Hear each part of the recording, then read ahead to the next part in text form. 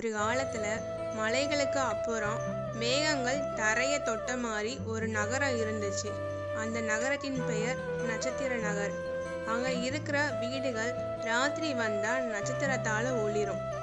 அந்த ஊர்ல ஒரு விதி, யாருக்கும் துக்கம் அதிகமா வந்தா அவங்க வீட்டு மேல இருக்க ஒரு நட்சத்திரம் மெதுவா மங்கி போயிடும்.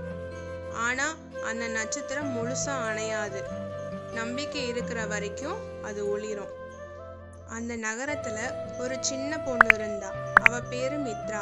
அவளுக்கு பெருசா எந்த கனவும் இல்ல. எல்லாரும் ஒரு நாள் சிரிச்சுக்கிட்டே தூங்கணும், அவ்வளவுதான். ஒரு நாள் ராத்திரி மித்ரா தூங்குறப்ப அவளோட ஜன்னல் பக்கத்துல ஒரு சின்ன சத்தம் கேக்குது. ஒரு காயம்பட்ட நட்சத்திரம் வானத்துல இருந்து மெதுவா இறங்கி வந்தது. என்ன ஆச்சுன்னு மித்ரா கேக்குறா. நட்சத்திரம் சொல்லுச்சு, இந்த நகரத்துல இருக்க மக்கள் எல்லாரும் மத்தவங்கள மகிழ்ச்சியா பார்க்க முயற்சி பண்றாங்க, ஆனா அவங்கள மகிழ்ச்சியா வைக்க மறந்துடுறாங்க. அந்த நாள்ல இருந்து மித்ரா ஒவ்வொரு வீடா போறா. யாருக்காவது கவலை இருந்தா அவங்களுக்கு புத்தி சொல்லல, உபதேசம் பண்ணல, மௌனமா உட்கார்ந்து அவங்கள பாக்குறா.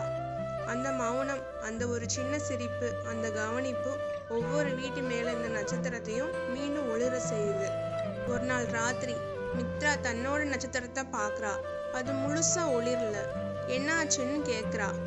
நட்சத்திரம் சிரிக்குது, நீ எல்லாரையும் மகிழ்ச்சியா பாக்குற, ஆனா நீ ஒன்ன கவனிக்கல. அந்த நாள்ல இருந்து மித்ரா முதல் முறையா தனக்காக ஒரு சின்ன ஆசையை கேக்குறா. அந்த நிமிஷத்துல இருந்து அவளோட நட்சத்திரம் முழு வானத்தையும் ஒளிர செய்யுது. இது போல மத்தவங்கள மகிழ்ச்சியா வச்சாதான் நல்ல மனுஷங்க இல்ல, தன்னை மறக்காம இருப்பவங்க தான் நிஜமான ஒளியா மாறுறாங்க.